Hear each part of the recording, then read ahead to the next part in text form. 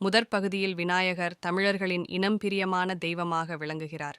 இவரை அனைத்து அறம் செயல்களுக்கும் முன்பாக வழிபடுவது வழக்கம். விநாயகர் பிறப்பின் கதை மிகவும் அழகானதும் அர்த்தமுள்ளதாகும். ஒருமுறை பார்வதியேவி தனது மகனை உருவாக்க வேண்டும் என்று தீர்மானித்தார்.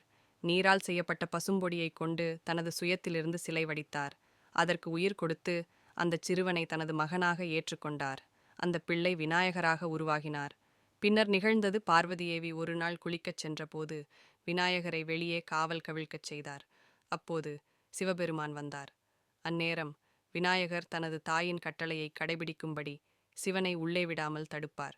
இதனால் கோபமடைந்த சிவபெருமான் தனது திருச்சூலத்தால் விநாயகரின் தலையை வெட்டிவிடுகிறார்.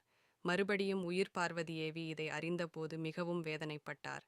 தன் மகனை மீண்டும் உயிர் பெறச் செய்யும்படி சிவபெருமானை கோரினார். சிவபெருமான், தலை முதலில் கண்டு கிடைக்கும் விலங்கின் தலையை எடுத்துச் சென்று விநாயகருக்கு இணைத்து விடுங்கள் என்றார். அதன்படி ஒரு யானையின் தலையை விநாயகரின் உடலுடன் இணைத்தனர். அதன்பின் அவர் யானை முகத்துடன் திருவுருவமடைந்தார். விநாயகரின் அருள் சிவபெருமான் விநாயகருக்கு பிள்ளையார் என்ற பட்டத்தை வழங்கினார். மேலும் எந்த பணியும் அவரது வழிபாடு இல்லாமல் ஆரம்பிக்கக்கூடாது என்று வரம் கொடுத்தார். இதனால் விநாயகர் பிரார்த்தனையின் முதல் தெய்வமாக உயர்ந்தார். இவ்வாறு விநாயகர் தன்னுடைய அறத்தாலும் அருளாலும் பக்தர்களின் இதயத்தில் நிலைத்து நிற்கிறார்.